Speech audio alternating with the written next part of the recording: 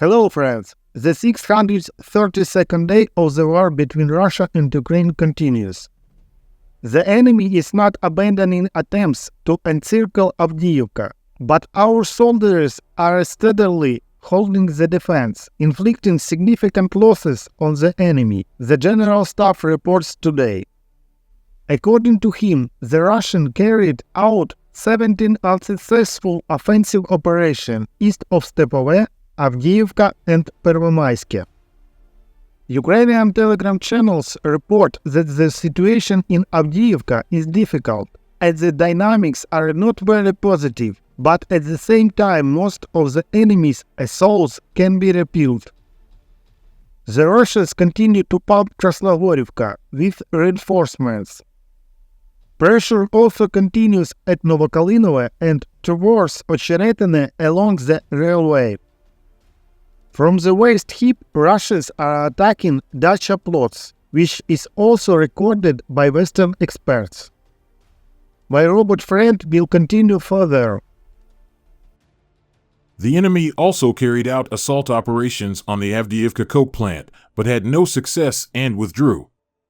According to one of the fighters who is now at the plant, since yesterday evening the mounted anti-tank grenade launcher has been working closely on the buildings, and in the morning 2 tanks and an infantry fighting vehicle joined in, which no one punished. They started dismantling the buildings. We had one straight into the wall and it also flew into the stairs. They shot off the combat kit and began to roll back.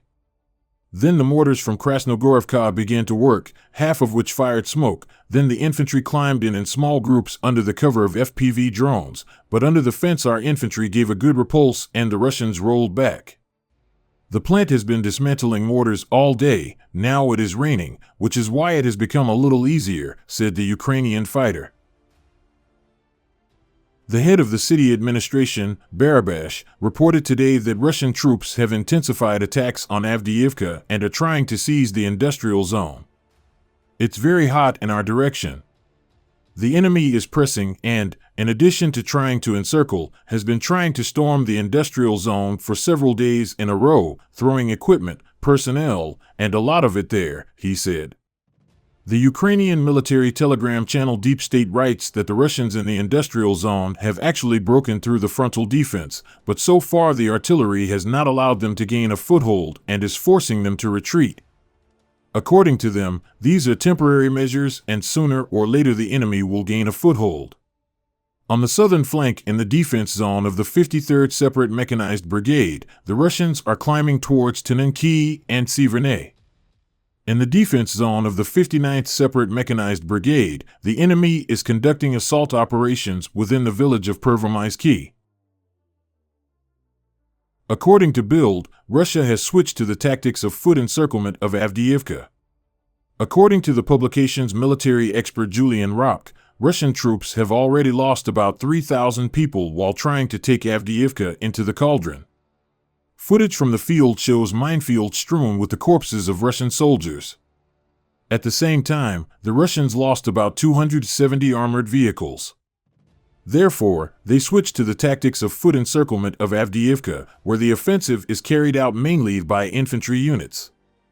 The Bild expert estimates the Ukrainian garrison of Avdiivka at 2,000 to 3,000 fighters. They retain Western armored vehicles, including Bradley infantry fighting vehicles and Leopard 2 tanks.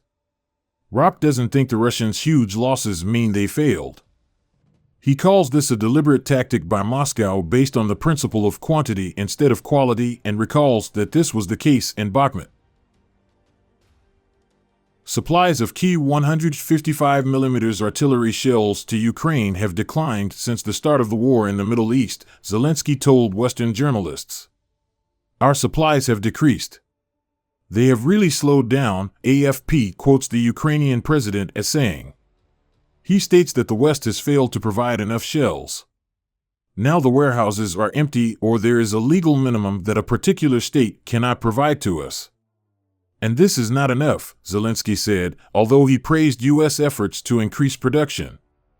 Let me remind you that earlier fighters of the Ukrainian armed forces near Avdiivka told the Spanish publication El País that they could afford to spend 10 times less shells than during the defense of Bakhmut and the offensive in the south, only 15 pieces a day. According to the publication, the commander of the unit operating the American Paladin howitzer in the 47th Brigade, Alexander, said that both in Bakhmut in the spring and in the summer near Ocheretyne, his soldiers fired 100 to 150 shells a day. And now in Avdiivka there are only 15. Friends, this channel exists solely thanks to your support. If you have the opportunity and desire to support the channel, I will be very grateful to you. Thank you very much and see you in the next video.